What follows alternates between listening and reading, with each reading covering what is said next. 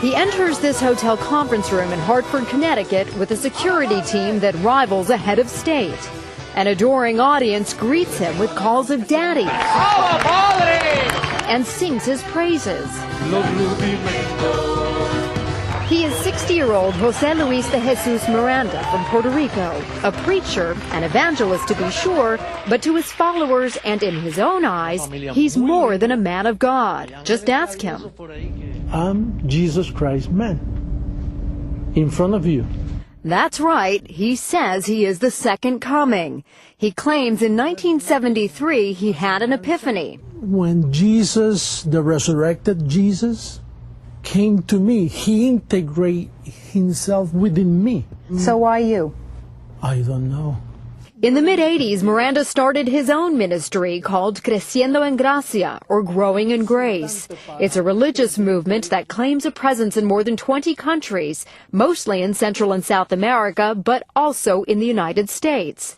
From Hartford to his headquarters in Miami, he says there are more than 30 teaching centers nationwide. We don't give membership cards, so I don't know how many I have, but certainly are millions. Every week we grow. And with a 24-hour cable channel, netcasts of his sermons and radio programs, Miranda is out to spread the word.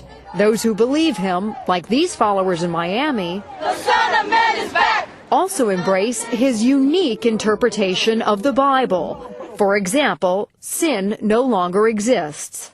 God doesn't see you as a sinner. For me, you are a perfect spirit. There's also no such thing as the devil. Satan is a Hollywood character. As for prayer, he says it's a waste of time, and he calls all other religious leaders liars. The lies began in Rome.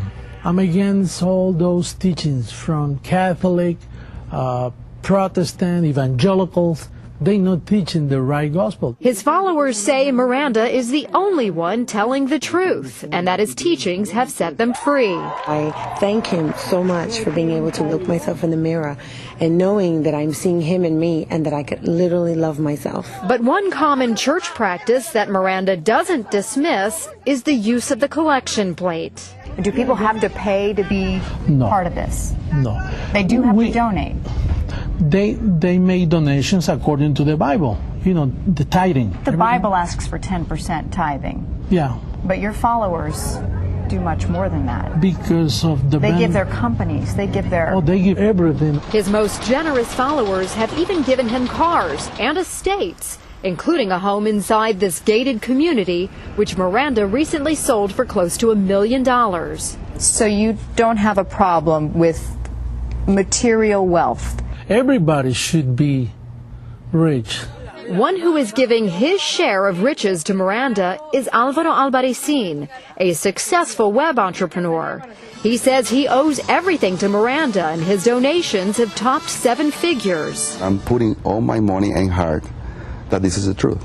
But Albarracin's relationship with Miranda has cost him personally. He's estranged from his family. How many years has it been since you've spoken with him? 4. Regina Albarracin says her son severed ties after they suggested he was being brainwashed by Miranda and his teachings. It's not healthy for people. It's not good for people. It's not good for families. Many families, he destroyed many families. Other religious leaders say Miranda may be capable of destroying much more. I think any group whose leader says, I am God, and you have to listen to me and follow me because I am God, that group is very dangerous for our society. Father Albert Coutier says he and members of his congregation in Miami have been harassed by Miranda's followers. Well, I think that their tactics are strange. And what I've experienced personally is aggression, screaming. In fact, Growing in Grace admits it has launched a protest campaign against other religions, like this peaceful one in Miami. But other gatherings have become more confrontational. Is there any limit to what your followers will do for you? Well, we try to do it very politely. You know, something might get out of hand once in a while because, you know, some people, they fight back. Do you encourage that, though? I encourage to march for the truth. All this has led some to worry that Growing in Grace may be a new cult. Growing in Grace does appear to fit the primary criteria of a destructive cult.